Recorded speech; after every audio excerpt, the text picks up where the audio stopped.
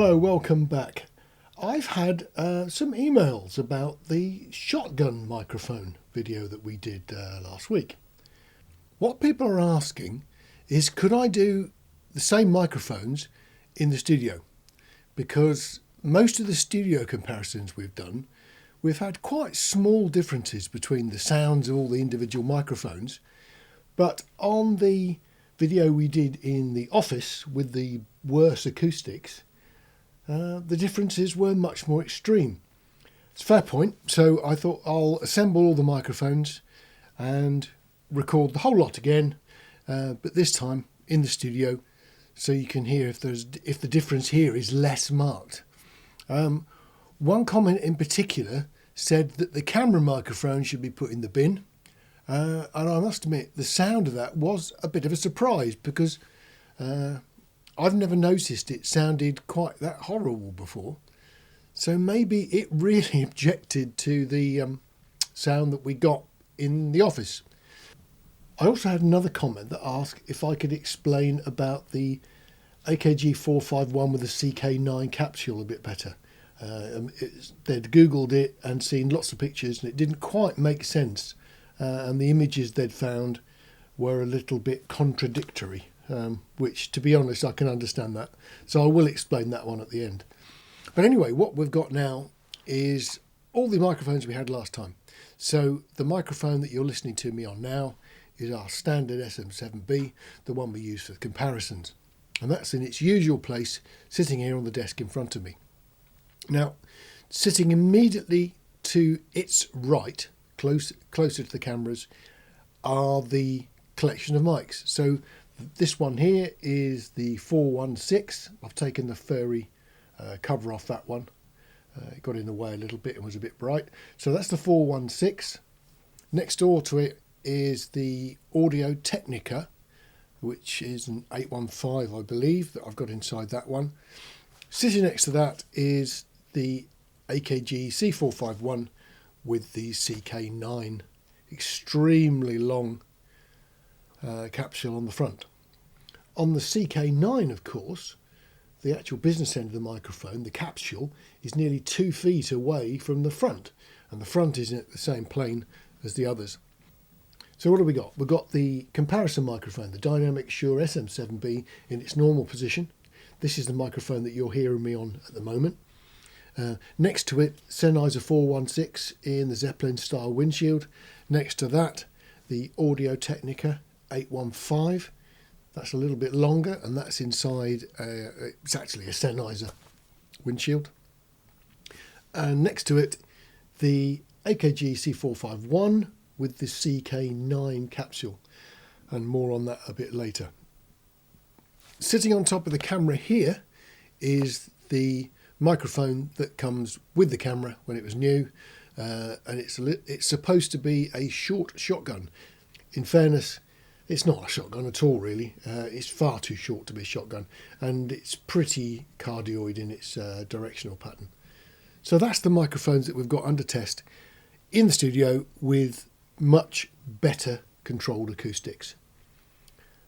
Here's the comparison. You're listening to me at the moment on the Shure SM7B, the dynamic that we use for all our comparisons, and we're now going to switch to the Sennheiser 416.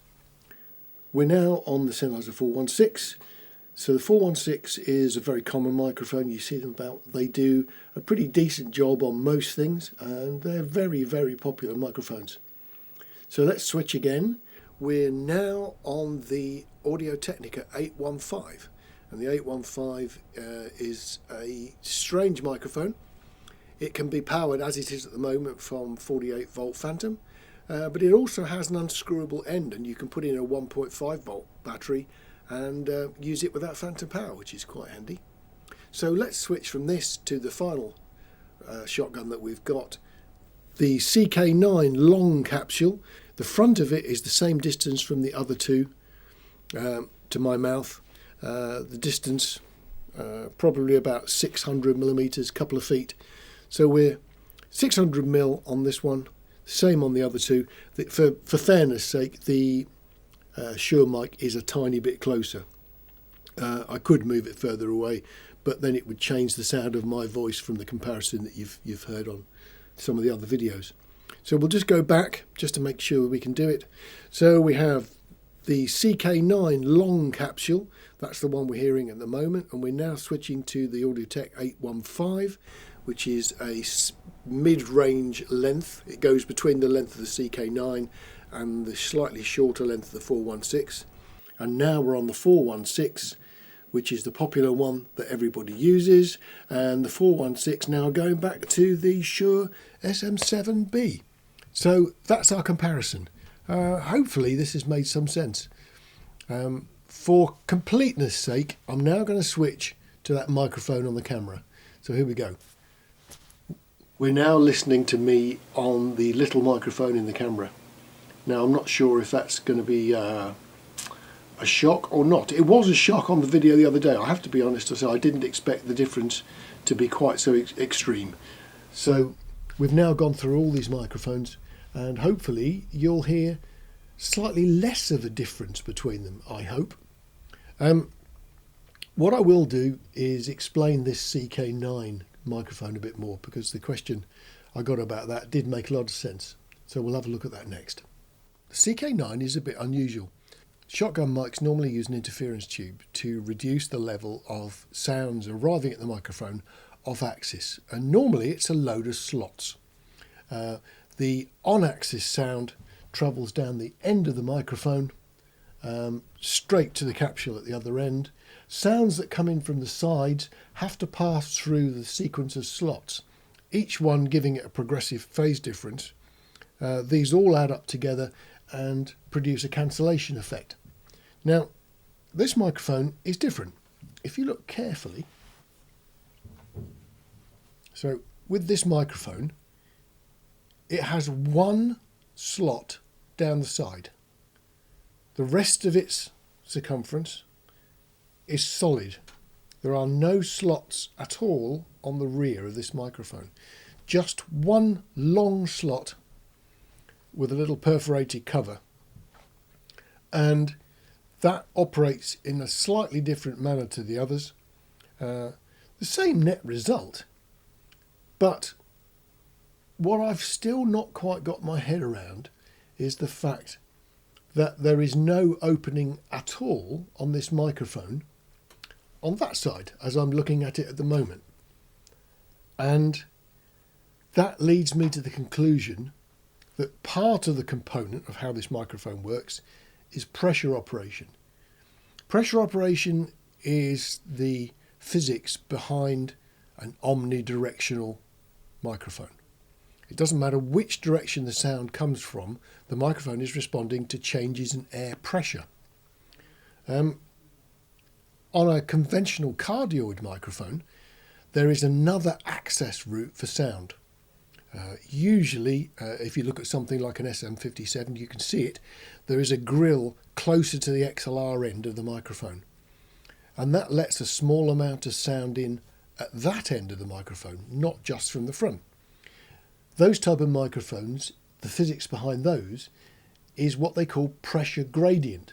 So in effect, the difference in sound pressure level between the front and the rear, so differences in arrival direction, will change the gradient, and that's where the polar patterns are created.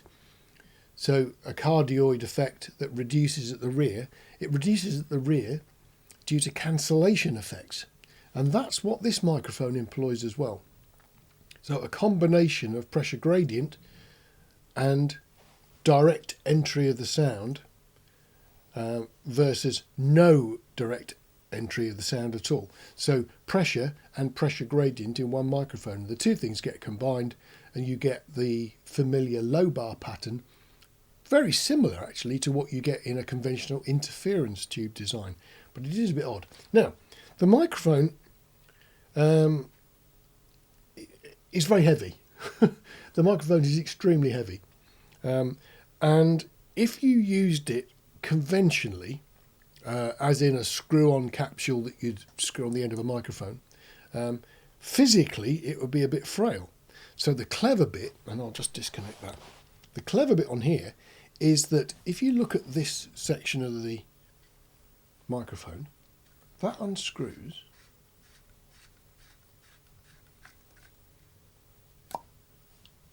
And what is inside is the preamp section of a conventional AKG 451. So that's the bit where you would normally screw a capsule on. Now, if you imagine that screwing onto the end, the weight of this would just snap it completely off. So they've been really crafty with the design, and this particular little plastic cap at the end allows a very close fit. And you push the microphone right the way in and then screw it in. So the actual coupling of this microphone preamp to the capsule takes place about here. That's a really clever design. I've never seen that in any other microphone before. And it does mean that although it's long, it doesn't have to be even longer and, of course, fragile. So this is quite tough, and I've had it quite a while. And the solid construction with just that one slot means it is a bit of a beast. I mean, I've given this one it's got a bit of a dent on the grill there. So I've given this one a bit of a whack, as is my usual operation with microphones. And it survives amazingly well. So I do quite like this. It's rather neat. You've got the quality level of the AKG 451 preamp coupled to the element at this end and then the very long tube in the front. But the snag with that, of course, is if you put it inside a Zeppelin style windshield, the thing is enormous.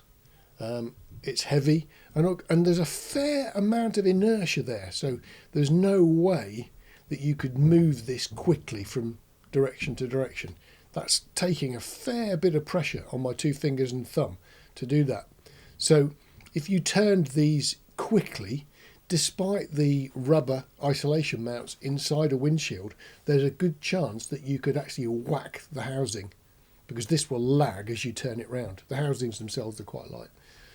So that's the story with the AKG 451 and the CK9 element. A very unusual microphone. They did at one time suggest people could be recorded singing with these. I guess you could. I mean, maybe if you had to isolate someone from perhaps background noise, it would be a thing you could try. I've never done it, but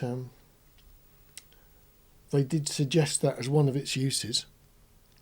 However, most people just use it as a very long shotgun microphone. So hopefully that clears a few things up. That's what the microphones sound like in a more controlled audio environment, and a little bit more info on the strange microphone. So I hope it's been useful. I'll see you on the next video. Take care. Bye.